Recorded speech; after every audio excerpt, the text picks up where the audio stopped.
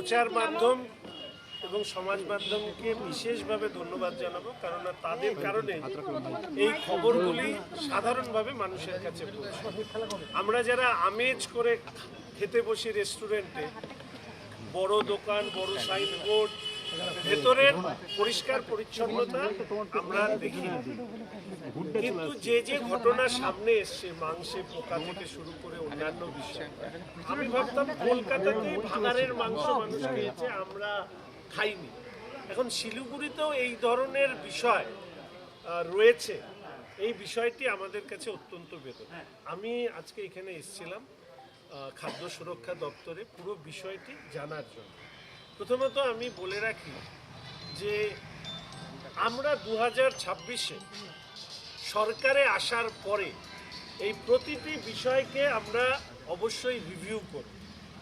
আমি food safety অফিসারের সাথে কথা বলে তাদের কাজের পদ্ধতি সম্পর্কে জানলাম এবং পাশাপাশি অনুরোধ করলাম, আপনারা রেগুলার ভিজিট করেন বলছেন, কিন্তু রেগুলার ভিজিট করার পরেও ফ্রিজে থাকা মাংসে পোকা, মানে কিরকম রেগুলার ভিজিট হয় সেটা এর থেকে প্রমাণিত হয়। 2 নম্বর বিষয় হচ্ছে, এর আগেও অনেকগুলো দোকানে এরকম আমরা দেখেছি, তাদের সেই দোকান সিল করা বা শোকজ করার পরে কতবার এই ভিজিট হয়েছে তার একটা ডকুমেন্টেশন আমরা চেয়েছি। তৃতীয়ত হচ্ছে ডিস্ট্রিক্ট টাস্ক ফোর্স যারা রিপোর্টারদেরকে সঙ্গে নিয়ে যান, ঘটনাচক্রে শুনলাম যে নাকি এই সময়কালে 16 বার এই ধরনের ভিজিট হয়েছে, কিন্তু আপনাদের মাধ্যমে আমরা 1-2 বারই এই বিষয় সম্পর্কে জানতে পেরেছি। ফলে পুরো বিষয়টি আমার কাছে কোথাও মনে হলো ফ্যাক্ট সাপ্রেশন রয়েছে, কিন্তু অফিসটাই এত ছোট যে ওখানে কথা বলাটাই অসম্ভব। আমি শুধু শিলিগুড়ির মানুষের সাথে সাথে উত্তরবঙ্গের মানুষের কাছে এই অনুরোধ করব যে খাদ্য সুরক্ষা দপ্তর তারা আপনার এলাকায় কাজ করছে কিনা সেই ব্যাপারে আপনারাও নজর রাখুন। আমরা যারা জনপ্রতিনিধি, এটা আমাদের দায়িত্ব, সেই দায়িত্ব পালনেই আমি এসেছি।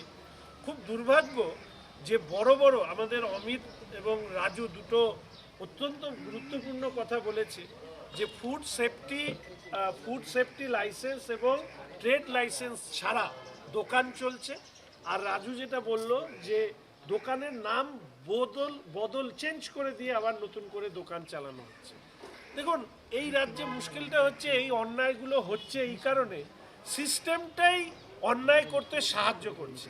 আমি যখন বলি এই রাজ্যে এবং আমার শহরে শাসক দলের নেতাদের অর্থের উৎপত্তি কোথায়, আমি গতকাল বলেছি যে দুর্নীতিগ্রস্ত শাসক নেতা আর অপরাধগ্রস্ত পুলিশ অফিসার, এই দুই নিয়ে রাজ্য চলছে। আমি কথা দিচ্ছি 2026 সালে এই ব্যবস্থার পরিবর্তন হবে এবং রাজ্যের সরকারের যতগুলো দপ্তর আছে তারা সক্রিয়ভাবে কাজ করবে, খাদ্য সুরক্ষা দপ্তরও কাজ করবে। আজকে আমি অফিসার সাহেবকে বলে আসলাম, আশা করি এই 2-3 মাস আপনারা একটু সচেতন থাকবেন। পরবর্তীকালে রাজ্যের সরকার ভারতীয় জনতা পার্টি তারা নিশ্চিতভাবে এই ব্যাপারে দৃষ্টি দেবে। খুব একটা ক্ষোভ প্রকাশ করি না, তো আমাদের ফুড সেফটি অফিসার জানালেন যে দার্জিলিংয়ে মানে সারা রাজ্যে নাকি সারা দেশের মধ্যে একমাত্র ব্যতিক্রমী জেলা যেখানে 2টো ল্যাব আছে। তো আমি ওনার কাছে জিজ্ঞেস করলাম যে এইখানে যে পোকা টোকা পাওয়া গেল তার ব্যাকটেরিওলজিক্যাল টেস্ট বা প্রেজেন্স অফ ব্যাকটেরিয়া খাবারে কি কি পাওয়া গিয়েছে তার রিপোর্ট। এমনিতে দেখুন ব্যাকটেরিয়াল কালচার আমরা সাধারণভাবে 24 ঘন্টার মধ্যে আমরা এটা রিপোর্ট পেয়ে যাওয়ার কথা, কিন্তু কদিন হয়েছে আমি এক্সাক্ট বলতে পারবো না, কিন্তু 3-4 দিন তো নিশ্চয়ই হয়ে গেছে। কিন্তু সেই ব্যাপারে উনি আমাকে বলেছেন 7 দিন পরে এই রিপোর্টটা দেওয়া হবে। আর আমি ধন্যবাদ জানাবো আপনাকে, আপনাদের খবরের কাগজকে, যে এই বিষয়ে যেভাবে তুলে ধরেছেন, সেই কারণে আমার আশা। এবং আপনি নিশ্চিত থাকেন 7 দিন পরে আমি একটু পুলিশ দেখে আমি একটু অবাক হয়ে গেছিলাম, কারণ এখানে তো পুলিশের কোনো ব্যাপার নেই। আমি আর বেশি লোক নিয়ে আসবো না, পুলিশ কাজকর্ম ফেলে চলে আসে, তো আমি 1-2 জনকে নিয়ে, অমিত, রাজু এদেরকে নিয়ে, বিবেক দাদেরকে নিয়ে আসবো, এসে রিপোর্ট নিয়ে যাবো।